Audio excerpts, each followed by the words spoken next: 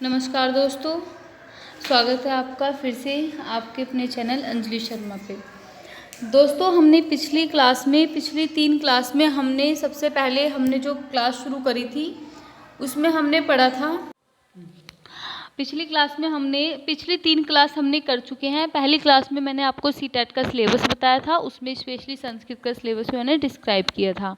फिर इसके बाद मैंने संस्कृत के सिलेबस में जो टॉपिक अब होते जा रहे हैं, सबसे पहले मैंने आपको वर्ण पढ़ाया था। संस्कृत के सीटेट में संस्कृत में आने वाले वर्णों के ऊपर जितने भी क्वेश्चन थे वो मैंने आपको करा दिए थे। आज की क्लास में हम संधि करेंगे। बेटा, संधि का जो टॉपिक है वो बहुत ही इम्पोर्टेंट टॉपिक है। वो किसी भी कॉम्पिटिटिव एग्ज़ाम में ज़रूर आता है। और ये जो संधि है ये हमेशा एक छोटे लेवल के पेपर से लेके बड़े लेवल के हर पेपर में ये आता ही आता है। और ये संधि का जो टॉपिक है मैं बहुत ही आसान तरीके से और एक तरीके से भी कहते बाद में एक ट्रिक के माध्यम से भी आपको संधि कराऊंगी। छोटी छोटी कुछ बातें याद रखनी है। संधि अपने आप ही सारी संधि आपको समझ में आती चली जाएगी। चलिए अब हम संधि करते हैं। संधि होती क्या है, सबसे पहले तो ये जानिए। 2 वर्णों के मेल से होने वाला जो परिवर्तन होता है उसे संधि कहते हैं, यानी कि 2 वर्णों का मेल संधि कहलाता है। ठीक है। संधि के 3 भेद होते हैं। कौन कौन सी संधि होती है? संधि कौन कौन सी होती है? संधि होती है स्वर संधि, व्यंजन संधि और विसर्ग संधि। ठीक है। अब हम बात करते हैं सबसे पहले स्वर संधि की। मैं पहले ही बता देती हूँ, आज मैं आपको स्वर संधि पढ़ाऊंगी। स्वर संधि में भी आज हम 3 संधि पढ़ेंगे। ये 3 ही संधि हम क्यों पढ़ेंगे? क्योंकि ये तीनों संधि कहीं ना कहीं अपने आप में इंटर रिलेट है, इसलिए हम इन तीनों संधि को पढ़ेंगे। आप इसको ध्यान से पढ़ेंगे। सबसे पहले हम स्वर संधि के बारे में थोड़ा सा जान लेते हैं। स्वर संधि होती क्या है?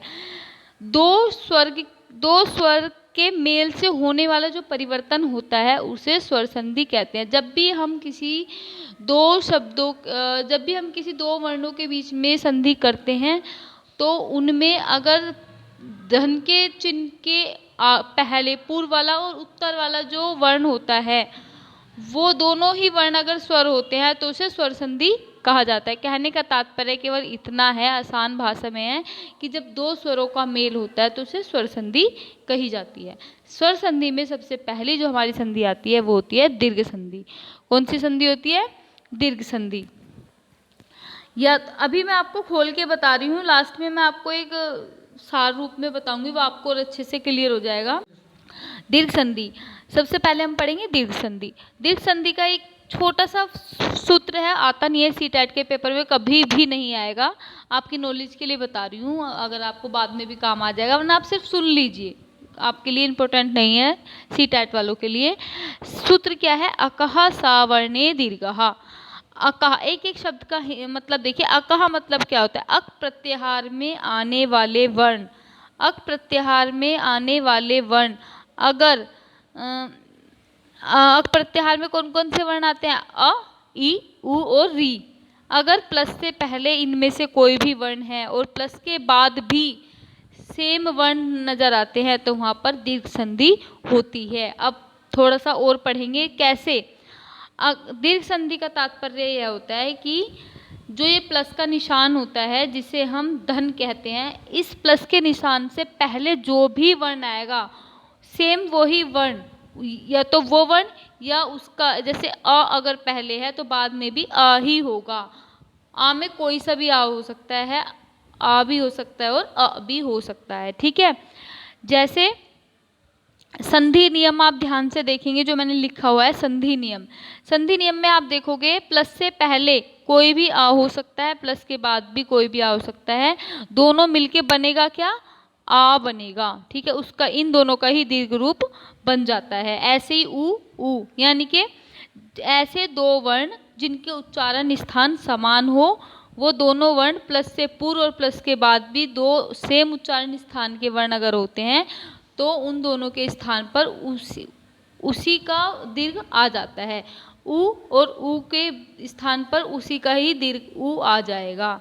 ई और ई के स्थान पर भी उसी की ही दीर्घ ई आ जाएगी। ऐसे ही री और री के स्थान पर भी दीर्घ री आ जाती है। ये हो गया हमारा दीर्घ संधि। इसके कुछ उदाहरण देख लेते हैं। जैसे उदाहरण में पहला है अ और आ के स्थान पर बड़ा आ कैसे आता है? आ कैसे आता है? सूर्य जमा अस्त। आप देखोगे सूर्य जमा अस्त क्या बन गया? सूर्यास्त। कैसे बना? इसके बाद सेकंड उदाहरण देख लो एक बार, वेद जमा अंत क्या बना? वेदांत। अब एक बार देखो कैसे बना। वेद, वेद में जो आपको दा दिख रहा है ये पूरा है और कोई भी व्यंजन स्वतंत्र नहीं होता, पूरा नहीं लिखा जाता, इसके साथ एक स्वर मिला होता है तब ये पूरा लिखा जाता है। अब दा में कोई स्वर यानी कि कोई मात्रा दिखाई नहीं दे रही। जिस भी व्यंजन में कोई मात्रा दिखाई नहीं देती और वो पूरा लिखा जाता है उसका तात्पर्य होता है कि इसमें अ छिपा हुआ है, यानी कि इस दा में से आ हम अलग कर देंगे। दा में से आ हम अलग कर देंगे तो क्या बन जाएगा? वेद, वेद के नीचे हलंत अ अलग हो गया, प्लस के बाद में क्या है? अंत, अंत में पहला वर्ण क्या है? आ, तो इस आ को भी हम लिख लेंगे और अनंत हम पीछे रहने देंगे। ठीक है, अब इन दोनों आ के स्थान पर क्या आ जाता है? दोनों के स्थान पर आ जाता है आ। क्या आ जाता है? दोनों के स्थान पर क्या आ जाता है? आ।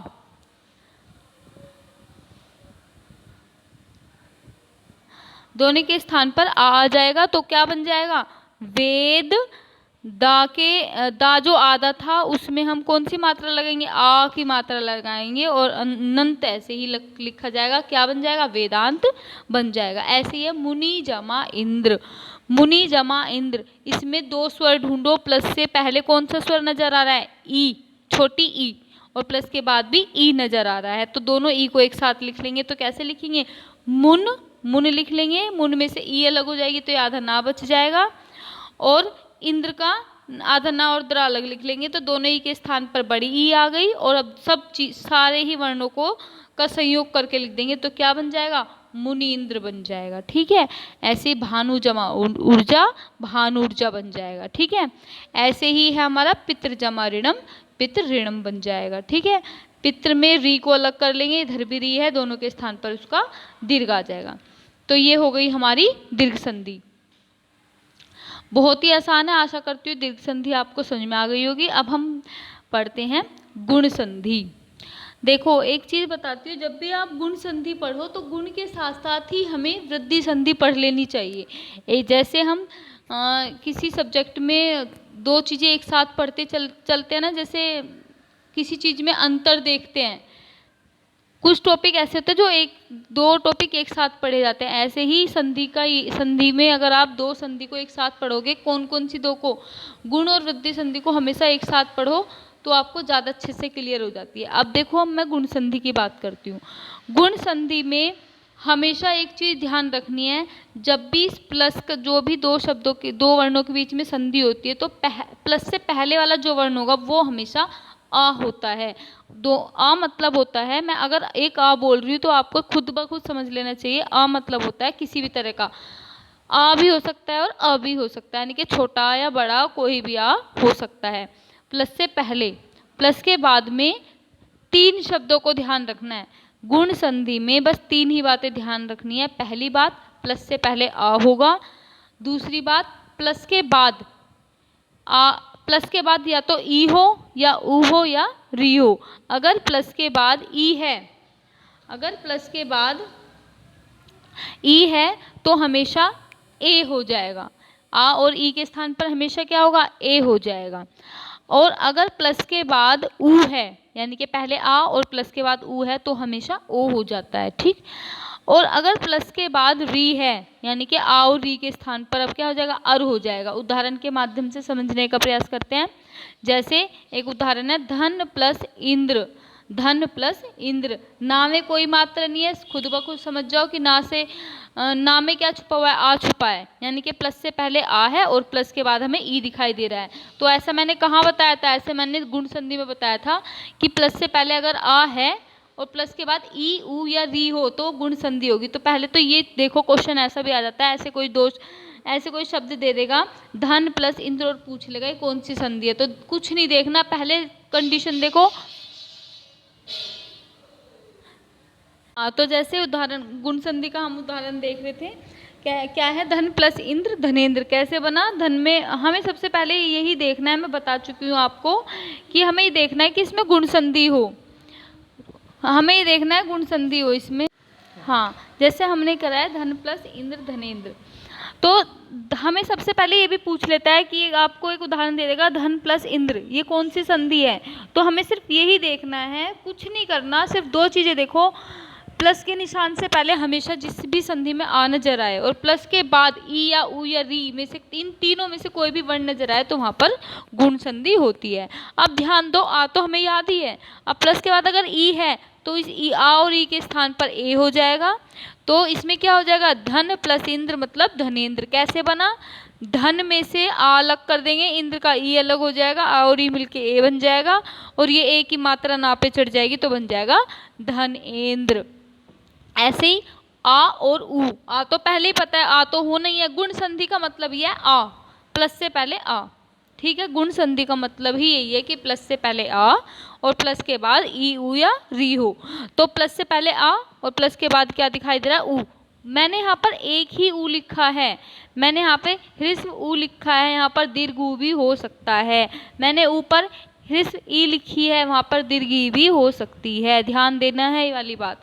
मेरा एक उ लिखने का मतलब यहाँ पर ह्रस्व उ नहीं है, दोनों प्रकार के उ हो सकता है। तो आ और उ दोनों के स्थान पर हमेशा ओ आदेश हो जाता है, ठीक है। अब क्या होगा, हित जमा उपदेश, प्लस से पहले ता में कोई मात्रा नहीं अर्थात आ है, और प्लस के बाद उ है, प्लस के बाद उ है, तो अर्थात क्या हो जाएगा, आ और उ के स्थान पर ओ आदेश हो जाएगा। तो क्या बनेगा, हित जमा आ जमा उ जमा उपदेश, मतलब आ और उ के स्थान पर ओ बन जाएगा, और पूरा संयोग कर कर क्या बनेगा, हितोपदेश। इसी तरह इसका तीसरा उदाहरण है, आ और री के स्थान पर अर हो जाता है, जैसे देव जमा ऋषि। देव में वा में आ है और ऋषि का री है, यानी कि आ और री के स्थान पर क्या हो जाएगा, अर हो जाएगा, और क्या बन जाएगा, देवर्षि। क्या बन जाएगा, देवर्षि। बहुत ही आसान है, ध्यान से सुनते जाइए और अपने आप ही पेन और कॉपी लेके बैठना है। मैंने पहले भी बताया था, पेन और कॉपी लेके बैठोगे तो बहुत अच्छे से समझ में आता चला जाएगा। आगे हम पढ़ते हैं वृद्धि संधि। सेम गुण संधि और वृद्धि संधि में काफ़ी कुछ चीज़ें मिलती जुलती हैं, एक छोटा सा डिफरेंस बहुत ध्यान रखना है, वो क्या है मैं बताती हूँ। वृद्धि संधि में भी प्लस से पहले आ ही होगा, वो आ ह्रस्व भी हो सकता है और दीर्घ भी हो सकता है। गुण संधि में भी सेम ही कंडीशन है, यानी कि एक चीज़ हमारी मैच कर रही है, गुण संधि और वृद्धि संधि की। अब प्लस के बाद की बात करेंगे। प्लस के बाद गुण संधि में ई उ और री था, वृद्धि संधि में गुण संधि के बाद ए ओ होगा। ए ह्रस्व भी हो सकता है, ए या आई होगा, ओ या औ होगा। वृद्धि से ही आपको देख लेना है, वृद्धि संधि का ही यही तात्पर्य होता है कि प्लस के बाद हमारा जो भी वर्ण है उसकी वृद्धि हो जाएगी, उसकी वृद्धि का आदेश हो जाता है। यानी कि आ और ए के स्थान पर क्या आदेश होना चाहिए, बाद वाला जो वर्ण होगा, पर वाला जो वर्ण होगा, प्लस के बाद वाला जो वर्ण होगा उसकी ही वृद्धि हो जाएगी। नए जमा एव, ना का आ एव का ए, यानी कि दोनों के स्थान पर क्या आ जाएगा, आ और ए के स्थान पे पर में ए है तो इसकी वृद्धि क्या हो जाएगी, आई हो जाएगी। तो क्या निकल के बनेगा, नए बन जाएगा। आ और ओ के स्थान पर औ हो जाएगा, उदाहरण के तौर पर जल जा। तो हाँ, तो इसमें होगा ना जमा एव, तो क्या बन जाएगा, नैव बन जाएगा। आ और ए के स्थान पर आई आदेश हो जाएगा तो नैव बन जाएगा। ऐसे इसका दूसरा उदाहरण है, आ और ओ के स्थान पर औ हो जाएगा, जल जमा ओद, जलोद। मैंने आपको यहाँ पर डिस्क्राइब करके भी दिखा रखा है कैसे कैसे। जल के अंदर से आ अलग कर देंगे तो जल का ला कैसे हो जाएगा, आधा हो जाएगा, और आ और ओ प्लस के बाद में ओ है, आ और ओ के स्थान पर औ हो जाएगा तो क्या बन जाएगा, जलौध बन जाएगा। अब क्या देखोगे, अब मैंने जो भी कुछ पढ़ाया उसको मैंने एक टेबल के माध्यम से शॉर्टकट तरीके से आपको बताने का प्रयास करूंगी। इस टेबल को आप सभी बच्चे देखेंगे, दीर्घ संधि देखेंगे सबसे पहले। मैं इस टेबल के माध्यम से सिर्फ आपको संधि की पहचान करनी बताऊंगी, ठीक है। दीर्घ संधि देखेंगे, सबसे पहले आप तीनों ही संधि को इस टेबल में देखोगे। इस तीनों ही संधि में ये देखो प्लस से पहले क्या नजर आ रहा है, ठीक है। तीनों संधि में सबसे पहले दीर्घ संधि में थोड़ा सा चेंज है। 4 वर्ण अगर दीर्घ संधि में, तो सबसे आसान बात है, दीर्घ संधि में जो भी प्लस से पहले होगा वही वर्ण प्लस के बाद आपको नजर आएगा। ह्रस्व और दीर्घ का अंतर हो सकता है, पहले ह्रस्व आ जाए बाद में दीर्घ आ जाए, लेकिन दोनों वर्णों के उच्चारण स्थान समान होंगे, ऐसा स्वर आपको दीर्घ संधि में दिखाई देगा। ठीक है, दीर्घ संधि का यही एक रूल है, जो भी प्लस से पहले होगा वही प्लस के बाद दिखाई देगा। तो दीर्घ संधि तो आपको कुछ भी करने की जरूरत नहीं है, और उन्हीं वर्णों का, जो वर्ण आपको प्लस से पहले और बाद में दिखाई देंगे, उन्हीं वर्णों का दीर्घ वर्ण आदेश हो जाता है। जैसे आ और आ दोनों वर्ण दिखाई दे रहे हैं प्लस से आगे पीछे, तो इनकी दोनों की जगह पर ही इनका ही बड़ा वर्ण यानी कि दीर्घ वर्ण जिसे बोलते हैं वो आदेश हो जाएगा। ई और ई के स्थान पर दीर्घ ई आदेश हो जाएगी। ऐसे ही ऊ और ऊ के स्थान पर दीर्घ ऊ आदेश हो जाएगा। री और री के स्थान पर दीर्घ ऋकारांत आदेश हो जाएगा। ठीक है, ऐसे ही गुण और दीर्घ संधि देखो। अब सभी बच्चे गुण और दीर्घ संधि देखना। गुण और दीर्घ संधि में क्या है बच्चों, आ और आ दोनों में ही, प्लस से पहले दोनों में ही सेम चीज दिखाई दे रही है, यानी कि कंफ्यूजन ज्यादा होने के चांस है। दीर्घ और गुण संधि देखेंगे, दोनों ही दीर्घ और गुण संधि में प्लस से पहले आ दिखाई दे रहा है। चेंज कहाँ आ रहा है, अगर गुण संधि में प्लस के गुण संधि में प्लस के बाद ई और ऊ होगा, और वृद्धि संधि में ई और ऊ बिल्कुल भी नहीं होगा। वृद्धि संधि में प्लस के बाद ए या ओ होगा। ठीक है, ये दोनों में चेंज है। गुण संधि में जो आदेश होगा वो ई के स्थान पर ए, ओ के स्थान पर ऊ के स्थान पर ओ आदेश हो जाता है। आ और ऊ के स्थान पर ओ आदेश होता है, मतलब ह्रस्व वाले।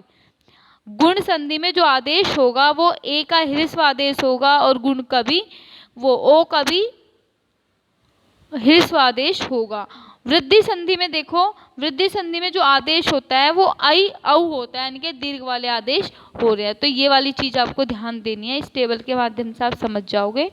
बहुत ही आसान है गुण और वृद्धि संधि। आशा करती हूँ आपको वीडियो पसंद आई होगी। संधि, ये 3 संधि आपको समझ में आई होगी। धन्यवाद।